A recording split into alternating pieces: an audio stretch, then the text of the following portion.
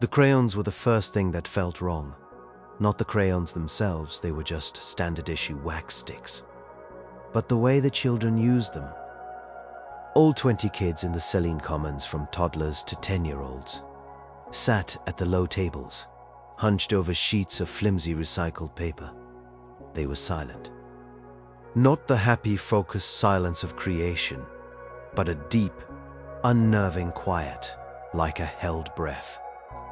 Leo, on his way to fix a rattling vent in the hydroponics bay, stopped. He knew these kids. Their laughs, their squabbles, their favorite games. This stillness was alien. He walked closer. Every single child on every single piece of paper was drawing the same thing. A spiral. A tight, inward curling spiral, drawn with a furious, obsessive pressure. Black crayons, brown crayons, even the bright yellow ones, all tracing the same grim pattern. Maria, one of the daycare supervisors, stood by the window overlooking the gray, pockmarked lunar surface. Her back was to the children. She was just standing there, her hands slack at her sides. "Maria," Leo said. She didn't turn. "Everything okay?" He touched her shoulder. It was rigid, cold even through her jumpsuit. She turned her head slowly, a mechanical clicking movement. Her eyes were wide, the pupils so dilated they seemed to swallow the irises. They were not looking at him, but through him, at something far away. A thin trickle of dark blood crept from her left nostril, a single, stark line against her pale skin. She said nothing. From the corner of the room, one of the children, a little boy named Sam, began to hum. It was a low, monotone sound, a single note that seemed to vibrate in Leo's teeth. Then another child picked it up, and another. Soon all 20 children were humming, their crayons moving, their eyes fixed on the spirals, taking shape beneath their hands. The humming filled the room, a sound like a failing power conduit, a sound that promised nothing but breakdown. Maria smiled, a slow, dreadful stretching of her lips. The blood dripped from her nose onto the front of her uniform. This was how it began. Not with an explosion or a scream, but with the scratching of crayons and a low, terrible hum on humanity's last bastion. Life on Selene, humanity's lifeboat, was built on routine. The 2,000 souls who'd escaped the Earth's final, feverish gasps clung to routine like a holy text. Wake cycle, work cycle, sleep cycle. The scrubbed air always tasted the same, a flat metallic tang of oxygen and ozone. The gravity plates hummed a constant low G sharp, a note so pervasive you only noticed it when a sector lost power, and you suddenly felt heavy and clumsy. Leo's routine was fixing things. He was a maintenance tech, a glorified handyman. He knew the station's guts, the miles of wiring and pipework hidden behind the sterile gray wall panels. He knew the sound of a failing water purifier and the smell of an overheating circuit. It was a good life, he told himself, a safe life. They had survived. That was the mantra everyone repeated. We survived. They didn't talk about Earth. Talking about green grass and open skies was a quick way to get a psych evaluation. The memories were too sharp, too painful. Leo's own memories centered on his daughter Lily. Her face, framed by blonde hair, her laugh that sounded like tiny bells. He'd been on a supply run to a Martian orbital when the collapse hit. No warning, just silence. The Earth went dark, a silent, swirling ball of gray. He never knew what happened to Lily. He just had the last picture she'd sent him, a drawing of a lopsided smiley face. He kept it tucked in his breast pocket, the paper soft and worn. The strangeness had started subtly a week before the crayons. Headaches, people complaining of a low-grade migraine that painkillers wouldn't touch. Then, the dreams. People talking in the mess hall about shared nightmares, of falling through an endless black space, while a discordant music played. Commander Eva Rostova had dismissed it as cabin fever. 2,000 people in a glorified tin can? Of course they'd get weird, but Leo had noticed other things on his rounds. A technician in the communications hub staring at a screen of static for a full 10 minutes unblinking. A botanist in hydroponics methodically tearing the leaves off a perfect head of lettuce one by one. And the whispers about the deep dig. Geologists had been drilling into the lunar mantle for months, searching for rare elements. The official report said they found nothing of value, but the rumors said otherwise. They said the drill had broken through to a cavern, something that shouldn't have been there. They said the team that went down came back quiet. Dr. Aris Thorne, the lead geologist, had become a ghost, rarely seen outside her lab. Leo had passed her in a corridor 2 days ago. Her eyes had the same haunted, faraway look he'd just seen in Maria's. He asked her if the rumors were true. She just shook her head and hurried away, clutching a data slate to her chest like it was a shield. Now, backing away from the humming children and the bleeding, smiling woman, Leo felt a cold dread crystallize in his stomach. This wasn't cabin fever. This was an infection. The routine was broken. The G-sharp hum of the gravity plates was still there, but underneath it, another sound was growing. The low, steady hum from the children's throats. It was a new note in Selene's symphony. A funeral note. His hand went to his pocket, to the folded drawing from his daughter. He needed to feel something real, something from before. But the humming seemed to seep into his bones, making the memory of her laugh feel distant and fragile. The spirals the children drew spun in his mind's eye, pulling him inward, downward, into the dark. The next cycle things got worse. The humming wasn't just in the daycare anymore. Leo heard it in the corridors. He'd pass a small group of people, maybe an engineer and 2 off-duty pilots, standing perfectly still, facing a wall. They would be humming that same single resonant note. Their eyes were wide and dark. They didn't respond to their names. Commander Rostova put the daycare under quarantine, but it was like trying to catch smoke with a net. The affliction, or whatever it was, wasn't passed by touch or breath. It seemed to spread like a bad idea. Rostova's security teams, armed with stun batons they'd never had to use before, looked nervous.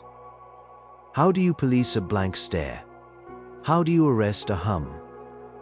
Leo tried to stick to his routine. He had a list of work orders, a flickering light in the West Barracks, a pressure leak in a food storage unit. It felt stupid, fixing a light when the whole station felt like it was short-circuiting, but it was all he knew how to do. As he worked, he saw them. The hollowed, he started calling them in his head.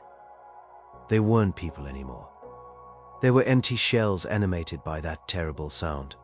They started to move, not with any panic, but with a slow, deliberate purpose. Leo watched from a service crawl space as a dozen, hollowed, entered a supply depot. They ignored the food and water. Instead, they began carrying out spools of high-tensile wiring and boxes of transmitter components. They moved in perfect, eerie sync, a silent, humming work crew. They weren't destructive. They were building something. The fear in Selene was a physical thing now. It clung to the recycled air, making it thick and hard to breathe. People stayed in their quarters, doors locked. The mess hall was nearly empty. The unaffected survivors huddled together, speaking in whispers, their eyes darting around for any sign of the stillness, any hint of the hum. Leo knew he couldn't just keep fixing leaky pipes. The station was breaking in a way his tools couldn't fix. He needed answers. He needed to find Dr. Thorne. He found her lab locked, the keypad unresponsive. A red light blinked above the door. Beorzedzerd prodigal Kimes, and he used his master maintenance code to override it. The door hissed open. The lab was a wreck. Papers were scattered everywhere. A computer monitor was smashed. In the center of the room, Iris Thorne sat on the floor, rocking back and forth, her arms wrapped around her knees. She was muttering to herself. "It sings," she whispered, her voice a dry rasp. "It sings the song of the empty spaces." "Dr. Thorne," Leo said softly. She flinched, scrambling backward until she hit a desk. Her eyes were wild with terror, but it was a sane terror, not the blank emptiness of the hollowed. "What did you find down there?" Leo asked, his voice firm. "What did you bring back?" She started to sob deep, ragged breaths. "Not a thing.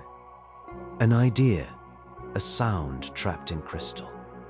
She pointed a trembling finger at a reinforced containment chamber in the corner of the lab. It was empty. The meter on its side read, "Brabitcher." "We brought a piece of it up," she choked out. "Just a small fragment. It looked like obsidian, but it was structured. Crystalline. It resonated. We thought it was a geological curiosity." Her sobs grew louder, but it wasn't dead rock, Leo. It was sheet music. And the station's power grid, the hum of the life support, the faint psychic static of 2,000 lonely minds. We gave it an orchestra. We woke it up. "Woke what up?" Leo's voice was flat. The cold dread in his gut had solidified into a block of ice. "What is it, Iris?" She finally looked at him, her eyes pleading. "It's old. Older than the moon, older than the sun. It's a consciousness, but not like ours. It doesn't think. It resonates. It finds empty spaces and fills them." She gestured vaguely at the lab door towards the humming corridors. "We all have them. The empty spaces. The people we lost. The world we lost. Earth." It clicked into place with horrifying clarity. The shared nightmares. The headaches, the blank stares. The entity wasn't attacking them, it was offering them a deal. A devil's bargain, couched in a silent, psychic song. "What does it offer?" Leo asked, though he already knew the answer. His hand instinctively went to the drawing in his pocket. "Reunion," Iris whispered, her voice cracking. "It promises to fill the holes. It shows you what you've lost. It promises to bring them back." Her face crumpled. "It showed me my son. He died in the London pandemic. It showed him to me, smiling, reaching for me. It felt so real. But it's a lie," Leo said. "It's just an echo." "Yes," she said, nodding frantically. "It's a psychic predator. It uses our own memories, our own grief as bait. Once it has you, it hollows you out and uses you. It turns you into an antenna." An antenna. The image of the hollowed carrying transmitter parts flashed in Leo's mind. They weren't just building something. They were building a bigger version of themselves. A beacon. "It wants to get out," Leo said, the realization dawning on him. "It's been trapped here for billions of years. It wants to broadcast itself to the rest of the galaxy. Humanity's last bastion." The thought was thick with irony. They weren't a bastion. They were a launching pad. The galaxy's tomb. The phrase echoed in his head, a sudden, terrible premonition. Commander Rostova's voice crackled over the station-wide calm, sharp and strained. "All unaffected personnel, report to Central Dome immediately. We are initiating a lockdown. I repeat, all unaffected personnel to the Central Dome." "It's too late for that," Iris said, her voice devoid of hope. "You can't lock out a song." "Maybe not," Leo said, his mind racing. He was a fixer. He fixed broken things. This was the biggest broken thing he had ever seen. But maybe we can smash the radio. He looked at the breached containment unit. Where is the main piece? The fragment you brought up. It's not in one piece anymore, Eris said, shaking her head. It integrated. It's part of the station's core computer system now. It's in the wires. It's in the power grid. To destroy it, you'd have to destroy Selene. Then what do we do? Leo demanded. We have to fight it. Eris looked at him, a flicker of her old scientific resolve returning to her eyes. You can't fight a whisper, but you can make noise. She stood up, brushing dust from her jumpsuit. Its influence is strongest on the quiet minds, the grieving, the idle. But people who are focused, intensely concentrated on a complex task, they seem to have some resistance. Leo thought of himself, of his work orders. He had felt the pull, the seductive promise of seeing Lily again. But the need to fix the next thing on his list had always been a little louder, a little more immediate. So we need a task, he said. A complex one. We need to get to the main communications array, Eris said, her voice gaining strength. That's what they're building towards. That's how it's going to send its signal. If we can sever the array from the station's main power, we might be able to cut it off. Isolate the broadcast. It was a long shot, a desperate, insane plan. But it was a task, it was noise. It was something to fix. Okay, Leo said, taking a deep breath of the foul, terrified air. Okay, let's go break a radio. The journey to the central dome was like walking through a nightmare. The main corridors were no longer empty. They were filled with the hollowed, hundreds of them. They stood in silent, humming ranks, passing components and tools from one to another in a slow, continuous chain. They were building.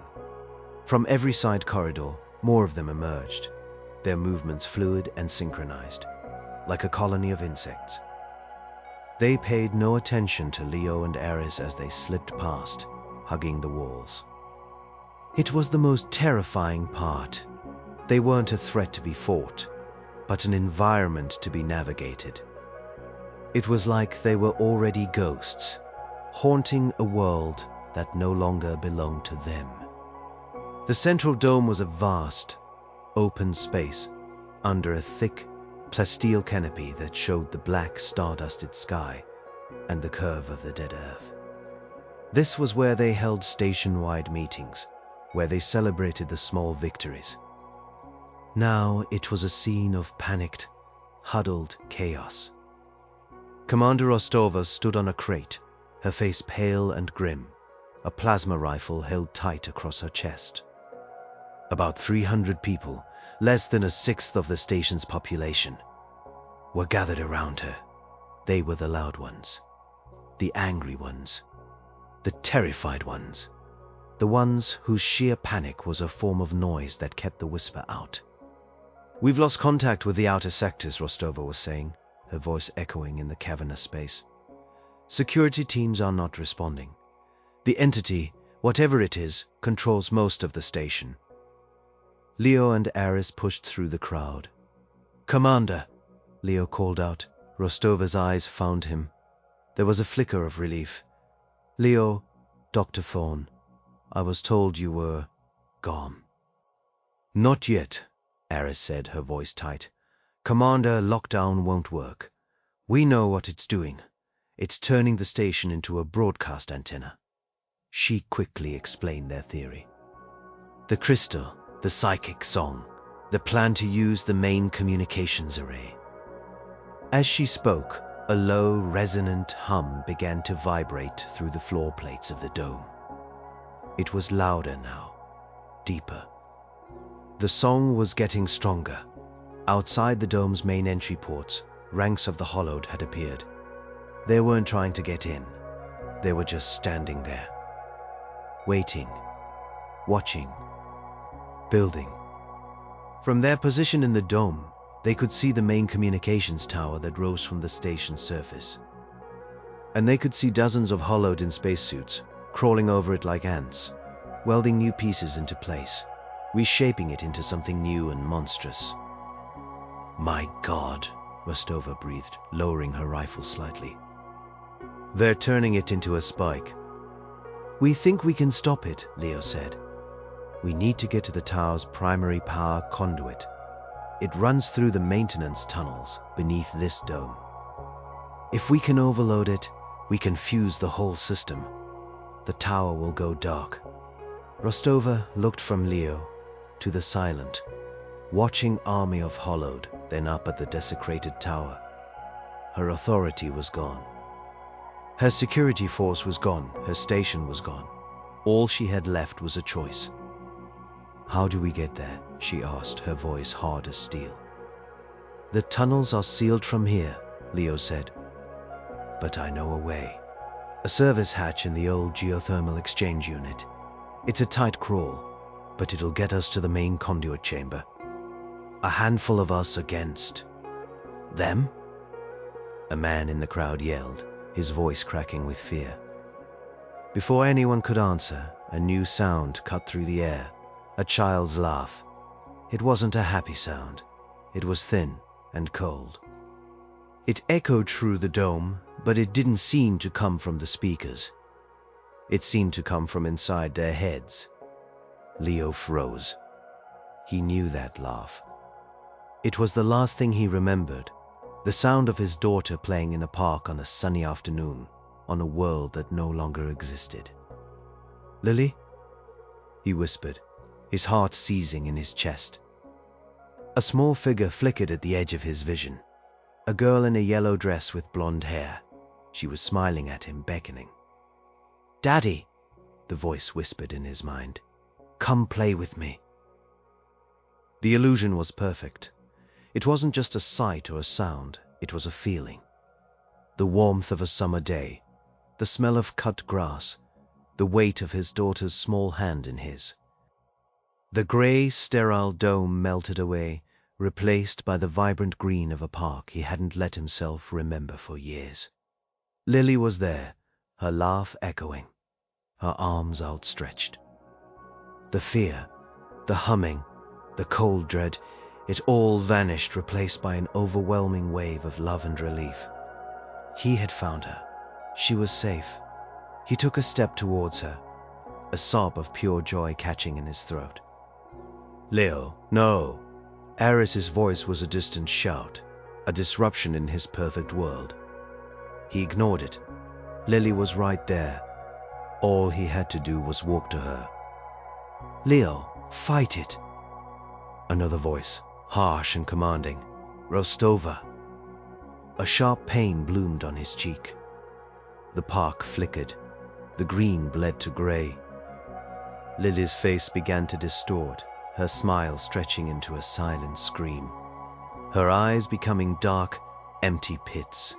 He cried out, stumbling back. Rostova stood in front of him, her hand raised. She had slapped him. Hard. "It's not real," she said, her voice a low growl. "It's a puppet. It's using your own heart to pull your strings."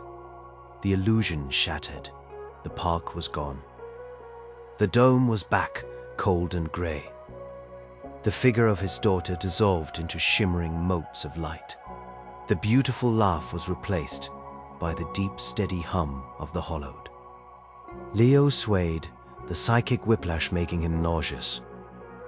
The entity had been inside his head, rummaging through his most precious memories, turning them into a weapon. The grief he had so carefully walled off was now a gaping raw wound. "It's learning," Aris said, her face ashen. "It's getting more specific, more personal." Around them, others in the crowd were crying out, staring at empty spaces, reaching for phantoms only they could see. A woman sobbed for her husband lost in the Mars colony failure. A man called out for his brother, who had died during the escape from Earth. The entity was plucking at their heartstrings one by one, trying to lure them into the quiet, humming emptiness. "We have to move," Rostova yelled, her voice cutting through the rising despair. "Now, it's trying to pick us off." "Leo, the hatch." "Where is it?" Leo shook his head, trying to clear the last vestiges of the phantom lily. The pain was immense, but rage was beginning to burn through it. It had used her. It had worn her face. "This way," he croaked, his voice raw. He turned and pushed his way through the disoriented crowd, Rostova and Aris right behind him. He led them to a grimy panel in the floor, half hidden behind a bank of defunct recycling processes. It was a place no one ever looked. He knelt, his fingers finding the hidden release catches. With a grunt, he pulled the heavy metal plate free, revealing a dark, narrow shaft descending into the station's guts. A smell of ozone and hot metal wafted up. "This is it," he said. He said, "The geothermal exchange. It's decommissioned, but the crawl space connects to the main service trunk." Rostova peered into the darkness. "Who's coming?" she asked, looking back at the crowd. A handful of people stepped forward. A burly engineer named Jax, his knuckles white as he gripped a heavy wrench. A quiet navigation officer named Kenji. 2 security guards who had stuck with Rostova, 7 of them in total. The rest were too lost in their own sorrow, too paralyzed by fear. "The rest of you, barricade the doors. Make noise. Sing, shout. Do whatever you have to do," Rostova commanded.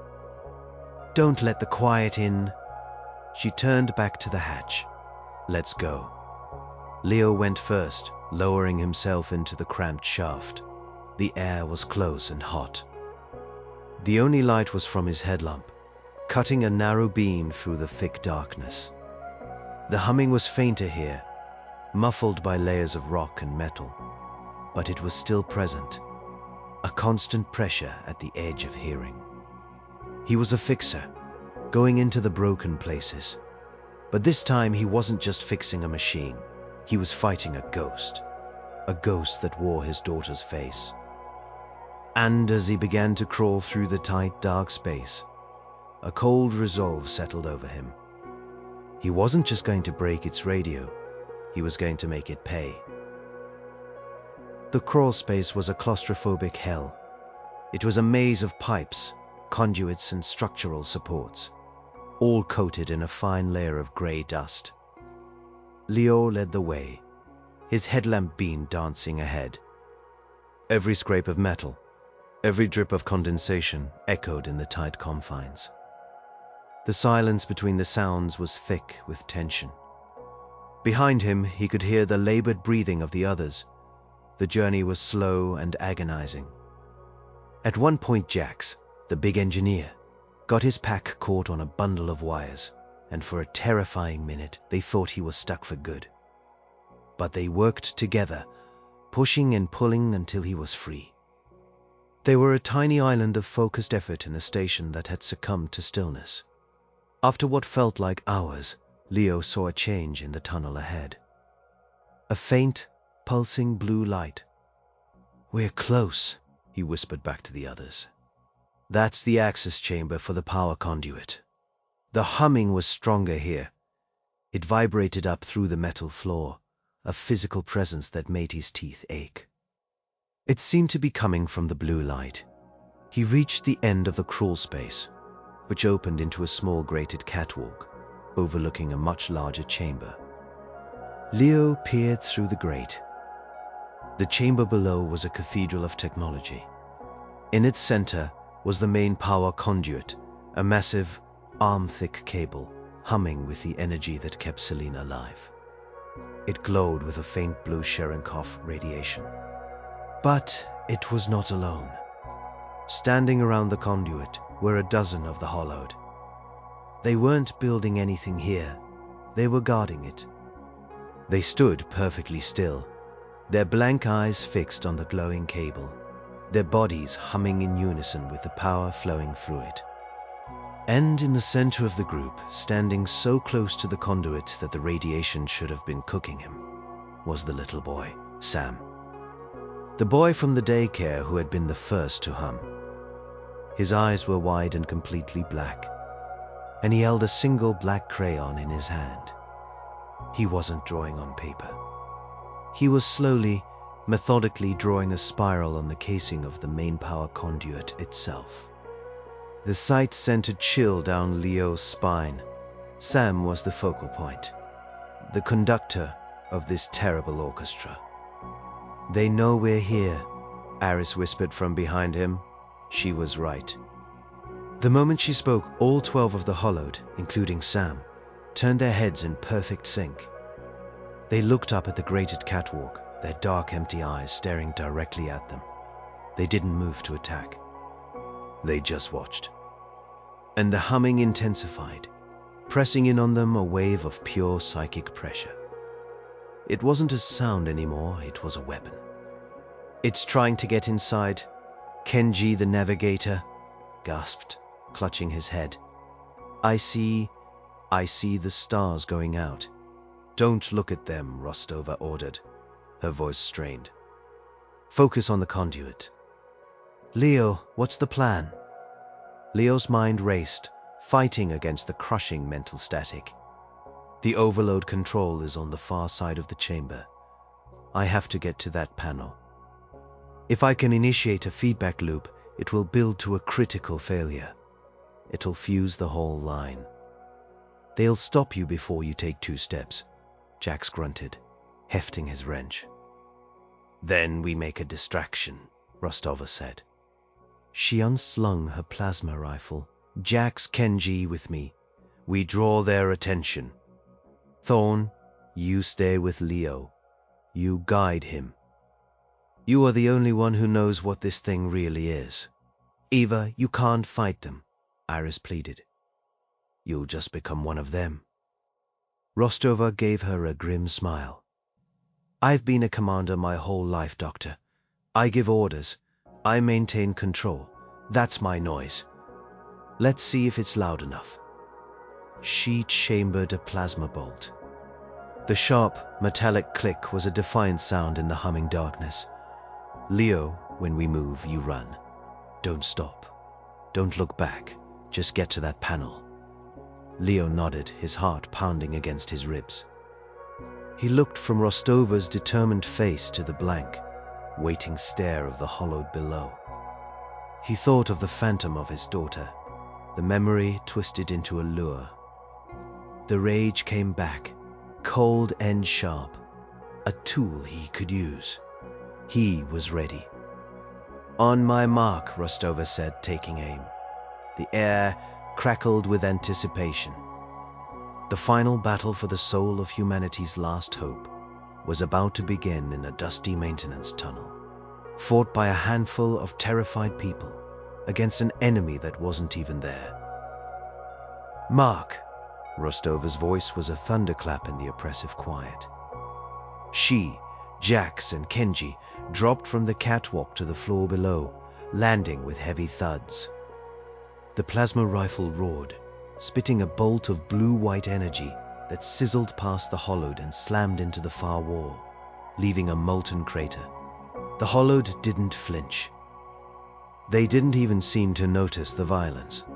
They simply turned their blank gaze towards the newcomers.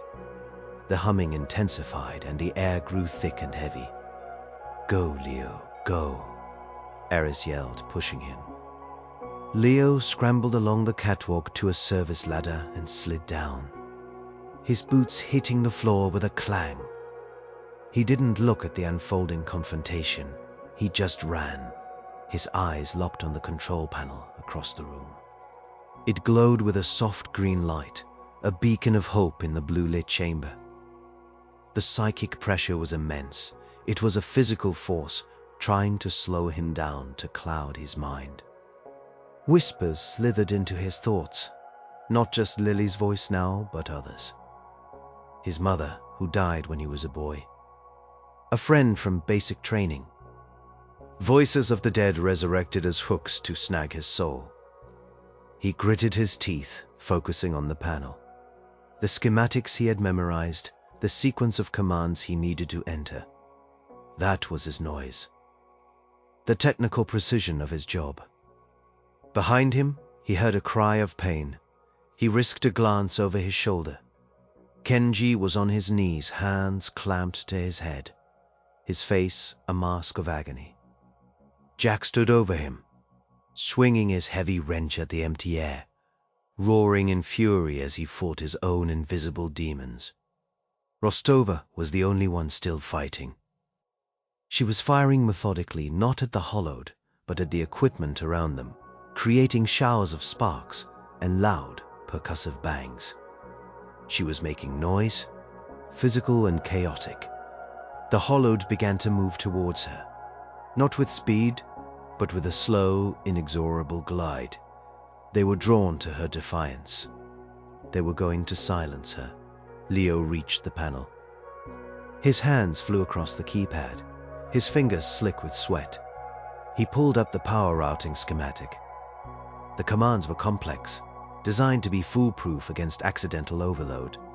He had to bypass 3 separate safety protocols. Access code required. The screen blinked. He typed in his master maintenance code. Accesses denied. He tried again. Accesses denied. The entity was in the system. It had locked him out. A wave of despair washed over him. They had failed. He was so close. From across the room, Rostova saw him falter. She saw the denial on the screen. The hollowed were closing in on her now, their humming a triumphant roar. Her plasma rifle clicked empty. She tossed it aside. She looked at Leo, and her eyes were clear. She gave him a short, sharp nod. Then she did something that wasn't in any tactical manual. She took a deep breath and charged, not at the hollowed, but at the main power conduit. For Earth. She screamed, her voice raw and full of beautiful, defiant human rage. The hollowed turned, their movements for the first time seeming clumsy, surprised. They tried to intercept her, but she was too fast. She slammed her body into the conduit with all her force. There was a blinding flash of blue light and a sound like a thunderclap, mixed with a wet, tearing sound. The chamber went dark for a second, the lights flickering wildly. The humming stopped. For a blissful moment, there was only silence. Then the lights stuttered back on. Rostova was gone. A blackened scorch mark on the conduit was the only sign she had ever been there.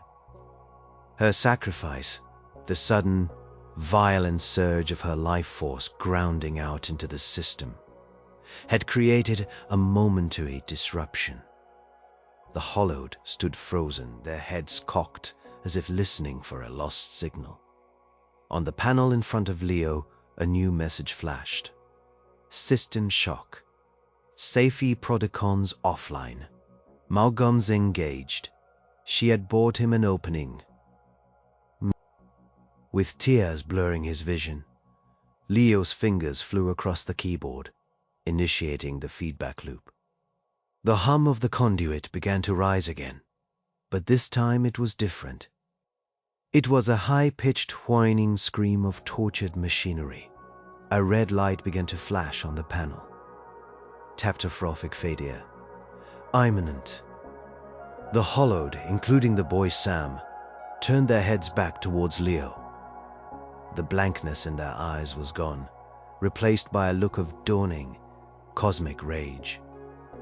The entity knew what he was doing. It was about to lose its voice. Leo didn't wait. He turned and ran. Eris right behind him, scrambling back towards the maintenance shaft, as the scream of the overloading conduit grew louder and louder, promising to tear the heart out of Selene. They scrambled back through the crawl space, the rising shriek of the dying conduit chasing them. The psychic pressure was gone, replaced by a purely physical threat. The whole station was shuddering. Lights flickered and died, plunging them into intermittent darkness. "It's gonna blow," Jax yelled from somewhere behind him. He had snapped out of his trance when the humming stopped, scooping up the catatonic Kenji and following them into the tunnel. They tumbled out of the service hatch back into the central dome, gasping for air. The scene was chaos. The people left behind were screaming as the station shook around them. The gravity plates groaning under the strain. The great plasteel canopy overhead was cracking, fine white lines spreading across it like a spiderweb. And then it happened. A deep, gut-wrenching boom echoed from below, so powerful it threw them from their feet. The floor plates buckled, the lights went out for good, replaced by the emergency red glow of backup power. The screaming of the dying conduit was silenced. A profound silence fell over the dome, broken only by the panicked breathing of the survivors and the groaning of stressed metal. The hum was gone, completely. Leo got to his feet, his ears ringing. He looked towards the dome's main entry ports. The ranks of the hollowed were still there. But they weren't standing anymore. They had all collapsed to the floor in heaps, like puppets with their strings cut. They were just bodies now, empty shells, their animating force ripped away. They had won. The thought was hollow, empty of triumph. Leo looked around at the terrified faces in the red gloom, at the damaged dome, at the still forms of their former friends and family lying in the corridors. He thought of Rostova, a scorch mark on a cable. The price had been immense. Did we do it? Eris asked, her voice barely a whisper. Is it over? Before Leo could answer, a new sound began, a low, pulsing thrum. It wasn't the psychic hum from before. This was mechanical. It came from outside, from the communications tower. Leo rushed to the edge of the dome, looking up through the cracked canopy. The tower, the monstrous spike they had been building, was still active. Red lights pulsed along its length, a steady, rhythmic beat. No, Eris breathed, coming to stand beside him. The overload. It should have cut the power. It did, Leo said, his technical mind piecing it together. It cut the main power, but they built in a failsafe. A capacitor bank, a dedicated power source just for the tower. It's on a closed circuit. Rostova's sacrifice, their desperate gambit. It hadn't been enough. It had only delayed the broadcast. The tower was charging. The pulsing red lights were like a countdown. How long? Eris asked, her face a pale mask in the red light. Leo's eyes traced the power conduits he could see running along the station's outer hull. Not long. Minutes? Maybe less. It's dumping all of its stored energy in one go. They hadn't smashed the radio, they had just forced it to use its batteries. The silence they had won was just the deep breath before the shout. A shout that would cross the stars, and there was nothing left to stop it. They had thrown everything they had at it, and it wasn't enough. Despair, cold and absolute, settled over Leo. He had failed. He had failed Rostova. He had failed the survivors. He had failed Lily's memory. He slumped against the cracked playsteel, defeated. Humanity's last act would be to broadcast its own extinction-level plague to the entire galaxy.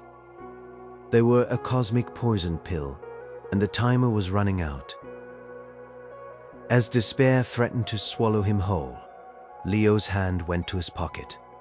His fingers brushed against the worn, folded paper. Lily's drawing, a lopsided smiley face. A simple, childish thing. A memory of a time before. He pulled it out, looking at it in the dim red emergency light. It wasn't a weapon. It wasn't a key. It was just a drawing, but it was real. More real than the phantoms the entity had shown him. It was a piece of real love, a real memory, uncorrupted. And as he looked at it, a thought sparked in the ruins of his hope.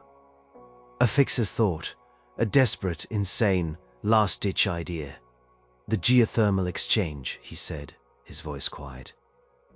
Eris looked at him, her eyes blank with shock. "What?" "The shaft we used to get down here," he said, his voice gaining speed and conviction.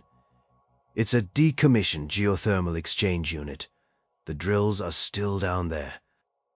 The primary one is aimed right at the moon's core."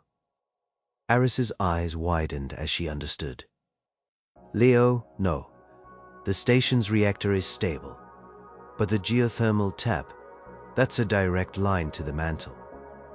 If you were to cause a breach, it would destabilize the entire region," Leo finished for her. "A moonquake. A big one. Right under the Calm's tower. It was a suicide play. A scorched earth or scorched moon tactic. It wouldn't just destroy the tower, it would likely shatter the entire station." "It will kill us all," Jack said, having overheard them. "We're dead anyway," Leo shot back, his gaze sweeping over the huddled, terrified survivors. "We can die as a warning, or we can die as a whisper that fades out. I choose the warning." He didn't wait for an argument. He turned and ran back to the open hatch, the drawing of the smiley face clutched in his fist. Eris was right behind him. "I am coming with you," she said. "The drill controls are archaic. You'll need my help to bypass the safeties." Jax looked at the catatonic Kenji in his arms, then at the pulsing red tower outside. With a heavy sigh, he laid Kenji gently on the floor. "The hell with it," he grunted. "I'd rather go out with a bang." The three of them descended back into the darkness of the shaft, leaving the few dozen remaining survivors to their fate in the dying dome. The journey felt different this time. It wasn't a stealth mission. It was a race. They reached the bottom of the main shaft and found the entrance to the drill control room. It was sealed with a heavy, airtight door. "It's locked down for a reason," Eris said, her hands flying over a nearby access panel. "The pressure differentials are insane." The door hissed open, revealing a small, cramped room filled with ancient-looking consoles and thick, dust-covered screens. A single red light glowed on the main console. Power. There was still auxiliary power here. "There," Leo said, pointing to a large covered lever. "That's the emergency core release. It's a physical switch, a dead man's switch. If we pull that, the drill bit will superheat and punch through the mantle shelf." "The system will fight you," Eris said, already typing furiously at a keyboard. "I have to disable the governors first. Buy me 30 seconds. The station shuddered again, more violently this time. A fine dust rained down from the ceiling. Outside, the pulse from the tower was faster now, a frantic heartbeat. The broadcast was seconds away. "No time," Jax yelled. He grabbed a heavy fire extinguisher from the wall. "Cover your head."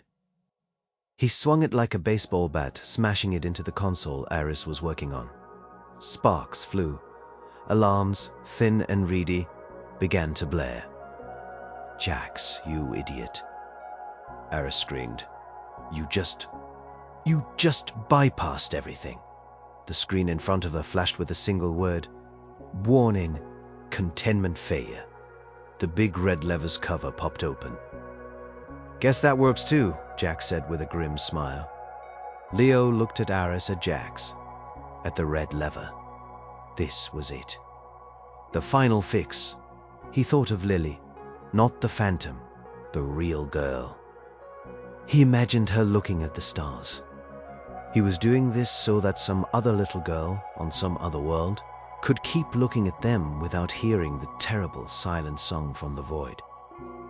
He gripped the lever with both hands. It was cold and heavy. "The final switch for humanity. See you on the other side," he said, and with all the strength he had left, he pulled it down. For a second, nothing happened. The alarms continued their pathetic wail. The station shuddered. Then a low, deep groaning began, a sound that came not from the station, but from the moon itself. It was the sound of rock billions of years old, being broken. On the control room monitor, a seismic map flared crimson. A crack, originating deep below them, was racing towards the surface. The floor tilted violently, throwing them against the far wall. The groaning became a roar, a tectonic scream of agony. The entire station lurched, and the sound of tearing metal was deafening. Through a small, grime-covered viewport, Leo saw the surface of the moon outside buckle. A massive fissure opened up, venting plumes of dust and ancient gas. The communications tower, the entity's proud spike, tilted, its pulsing red lights flickering erratically. Then, with a silent, terrible grace, it slid into the newly opened chasm and was swallowed by the moon. The broadcast never happened.